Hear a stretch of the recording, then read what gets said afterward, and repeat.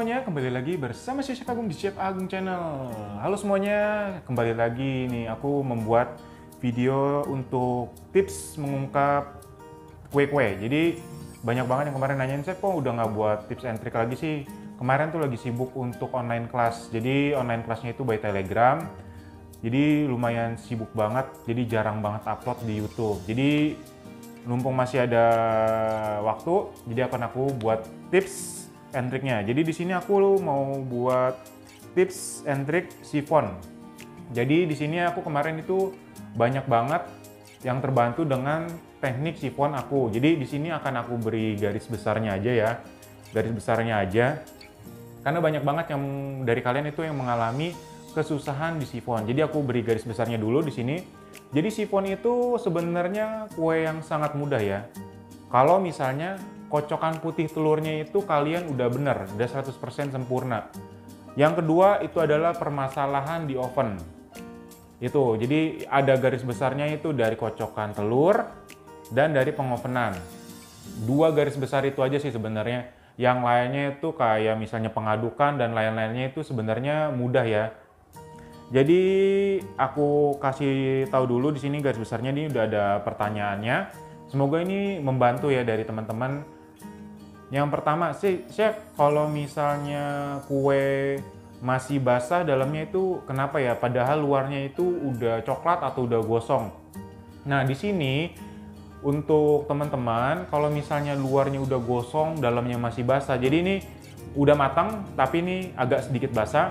Itu biasa permasalahannya di api yang terlalu besar. Jadi teman-teman bisa kecilkan dulu apinya. Jadi kalau misalnya untuk nextnya atau selanjutnya, teman-teman bisa kurangin 10 derajat.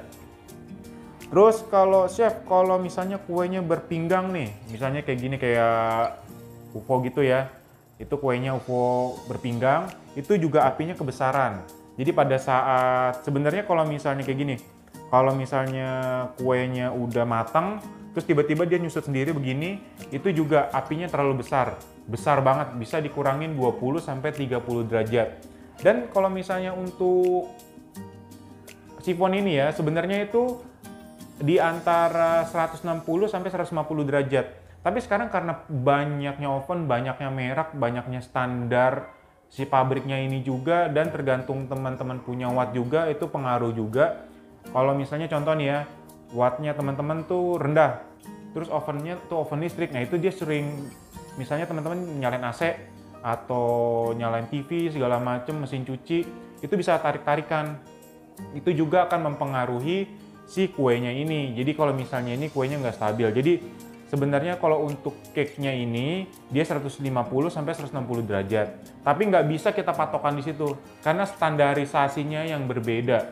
Jadi kalau misalnya aku ambil patokannya ini di kursus chiffon aku ya teman-teman ya. Semoga ini membantu teman-teman semua karena ini di banyak pertanyaan seperti ini yang tertolong di kelas chiffon aku. Jadi semoga ini berguna. Contoh, jadi misalnya 160 nih, 160 selama 60 menit. Di resep ya, di resepnya teman-teman ya. Jangan di resep yang lain. Yang di resep teman-teman misalnya dapat dari Instagram, dari YouTube, dari buku resep. Itu dilihat waktunya, patokannya nih waktu. Misalnya 60 menit. Di 160 derajat misalnya. Ternyata di 160 derajat 50 menit dia nih udah gosong, di 40 menit dia udah gosong banget nih. Udah kelihatan coklat, berarti kan apinya terlalu besar. Teman-teman bisa kecilkan apinya.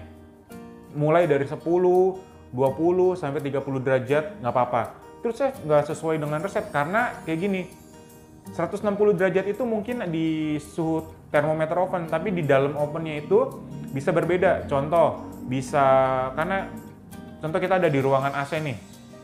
Di ruangan AC, kalau misalnya AC-nya misalnya 2 PK, di itu ruangannya kecil, itu sangat dingin sekali. Terus ruangannya sangat besar, itu juga bisa nggak gitu dingin. Dan juga kalau misalnya ruangan yang dingin itu diisi contoh dengan 2 orang, pasti itu akan dingin sekali kan, misalnya 16 derajat. Tapi kalau misalnya diisi dengan 20-30 orang, itu juga pasti akan panas. Jadi sebenarnya itu nggak ada patokan untuk teman-teman 160 derajat. Yang penting di sini patokannya adalah waktunya 60 menit. Jika 40 menit dia udah gosong, berarti apinya kebesaran, teman-teman bisa kecilin mulai dari 10 sampai 20 derajat. Terus misalnya 160 nih. Ternyata matangnya 90 menit. Nah, itu kan apinya kekecilan.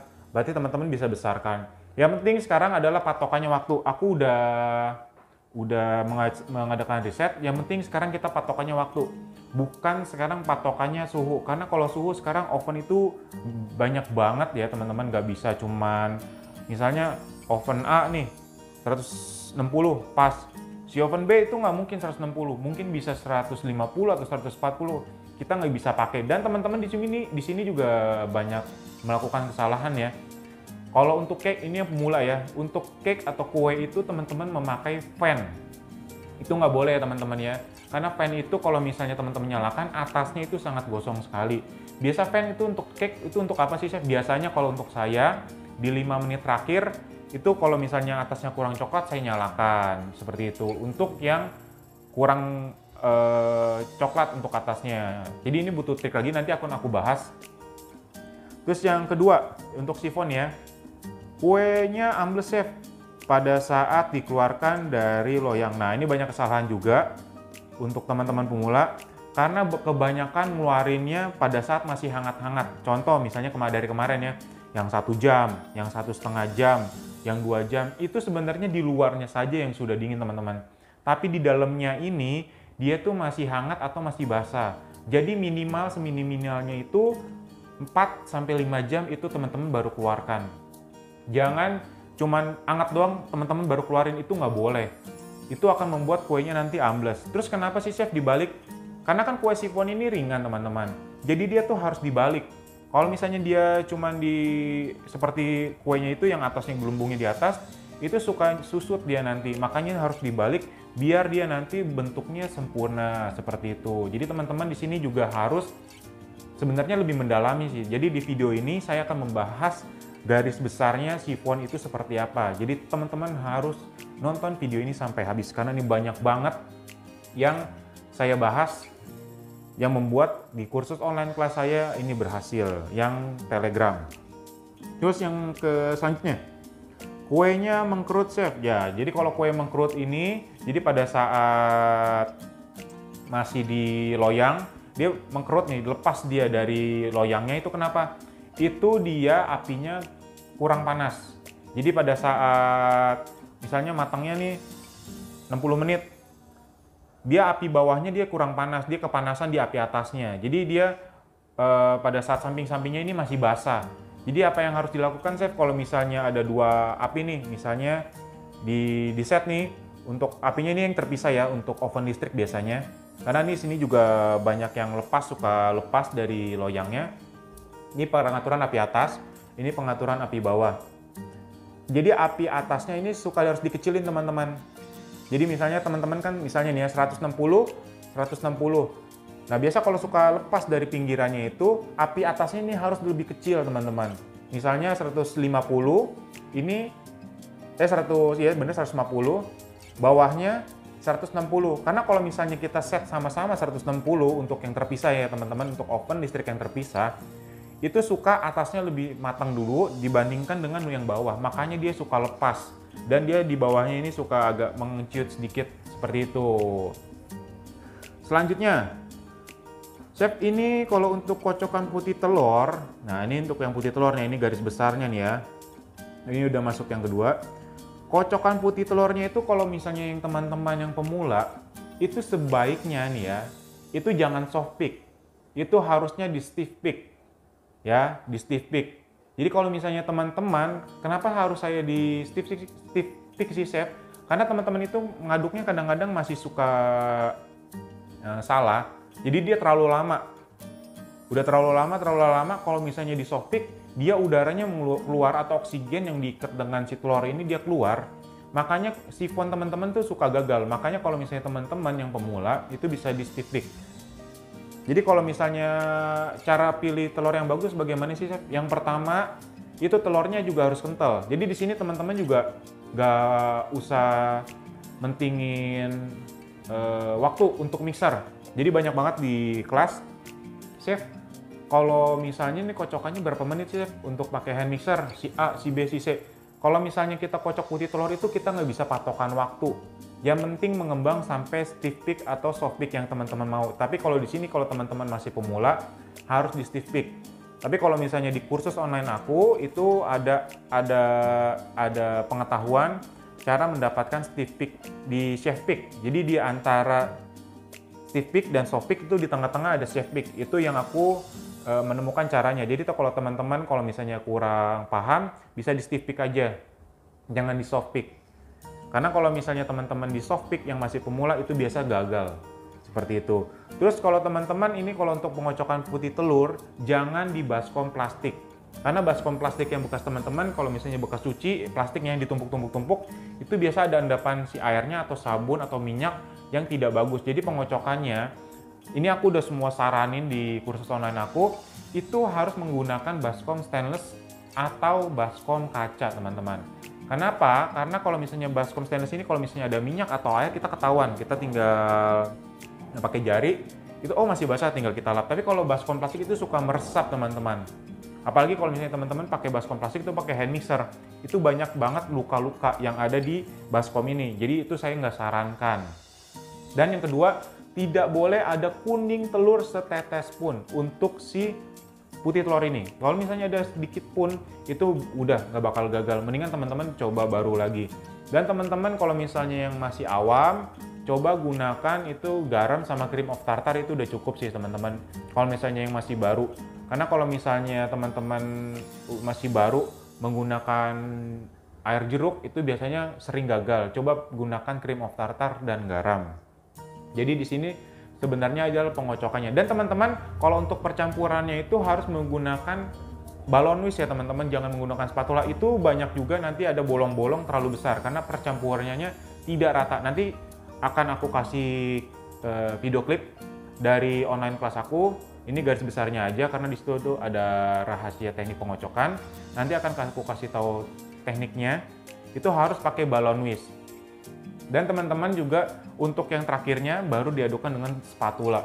Spatulanya spatula silikon untuk percampuran daun pandannya dan sujinya, jus pandannya ini dia biar sempurna.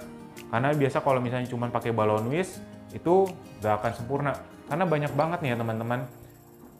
Yang aku lihat nih ya, itu mereka percampurannya memakai spatula. Jadi dia banyak yang tidak tercampur rata dan dia banyak yang bolong-bolong gede, itu nggak rata. Terus juga ada juga seperti ini. Chef, kalau misalnya di dalam kue aku tuh bubble-bubblenya tuh atau rongga-rongganya kenapa sih banyak banget gede-gede? Nah itu yang aku dari online kelas aku, itu biasa dia untuk pas naruh ke adonan ini ke loyang, itu biasanya dia udah agak encer. Makanya dia di sini aku saranin kalau misalnya teman-teman masih pemula, itu di stiff peak aja. Seperti itu. Terus ada juga, chef ini kuenya ini tahan berapa hari? Karena ada santan, kalau di suhu ruang itu maksimal banget. Kalau pengovennya bagus, itu maksimal banget 3 hari. Minimalnya itu 1 hari. Kalau untuk yang pemanggangannya kurang ya, tapi kalau untuk yang sempurna, matangnya sampai dalam, itu biasa 3 hari. Makanya kalau misalnya kue sipon ini, teman-teman harus masukin kulkas biar bisa 3 hari ke atas.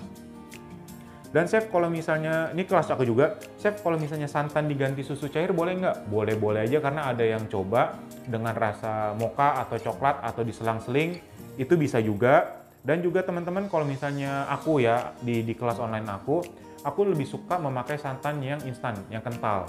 Karena kalau misalnya pakai santan yang kental, biasanya untuk yang pemula nih ya, itu dia nggak terlalu encer pada saat adonannya. Karena yang pemula ini kadang-kadang aduknya dia kurang bagus, makanya aku selalu berikan yang bahan-bahan yang gampang.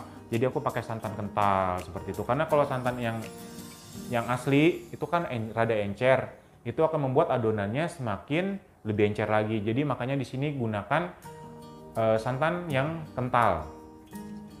Terus chef ada ini pertanyaan yang terakhir, itu diselitnya di menit keberapa? Sebenarnya kalau untuk yang si sipon ini itu diselitnya pada menit ke 20 sampai 25 menit.